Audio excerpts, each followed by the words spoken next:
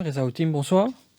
Bonsoir Patrick, bonsoir tout bon auditeur de Radio Plus. Donc, quand on ce amendement-là, qui au constat, hein, qui peut frapper dans cette loi-là, est-ce que vous pensez qu'il est nécessaire pour un petit peu venir réguler le secteur?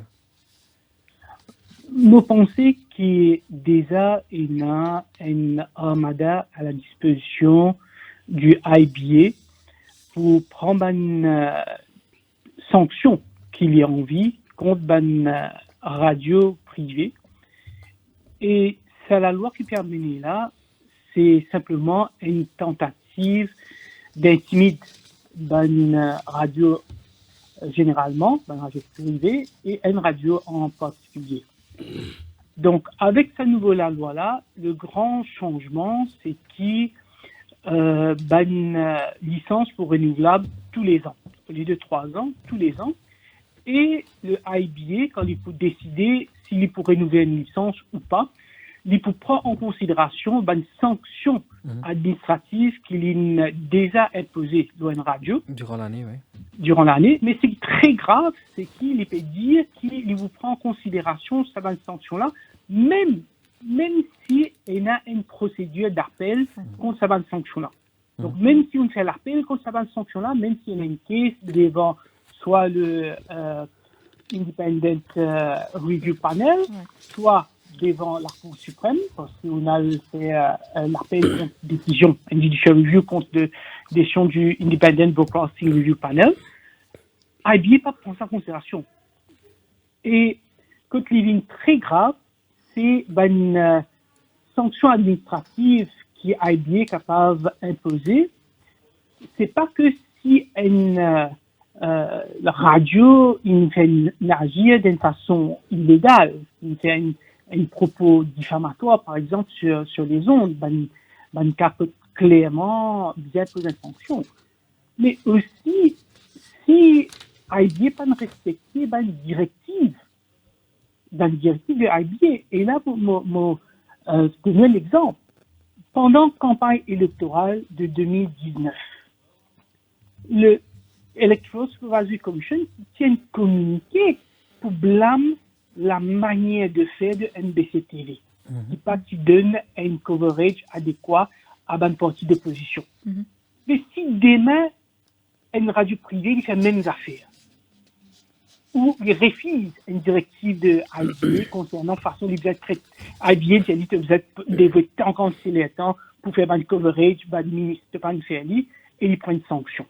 Et il empêche sa radio-là diffuser, et il empêche le renouvellement de licence de sa radio-là. Donc, c'est pas une pouvoir qui peut donner à la IBA. Mais non, c'est une institution indépendante. Si IBA, vraiment, c'était une autorité indépendante et reconnue comme telle. Donc, une radio privée, tu peux avoir une certaine sécurité, parce qu'il connaît qu'il y a une autorité indépendante qui peut suivre les autres. Mais nous connaissons qu'IBA est nommé par le Premier ministre, tous ce dirigeants à la merci du Premier ministre, quelque part. Et là, nous pouvons mettre une loi qui vous dit si vous avez une sanction avec IBA, vous êtes capable de faire l'appel Independent Broadcasting Review Panel, qui s'en là qui pour ce panel-là, une chairperson nommée par le Premier ministre et d'autres personnes nommées toujours par le Premier ministre. Donc, vous allez faire l'appel depuis IBA qui est nommé, contrôlé par le Premier ministre, à un panel qui est nommé, contrôlé par le Premier ministre. Je vais me dire nommé et contrôlé par le Premier ministre parce qu'il y a une provision dans cette loi-là qui dit à où le chairman, qui supposait un avocat, le chairman capable capable de révoquer si il agit in breach of trust. Misconduct or default. C'est quoi breach of trust? Ça fait qu'il perd la confiance du Premier ministre, il n'est plus dans la confiance du Premier ministre, donc révoqué.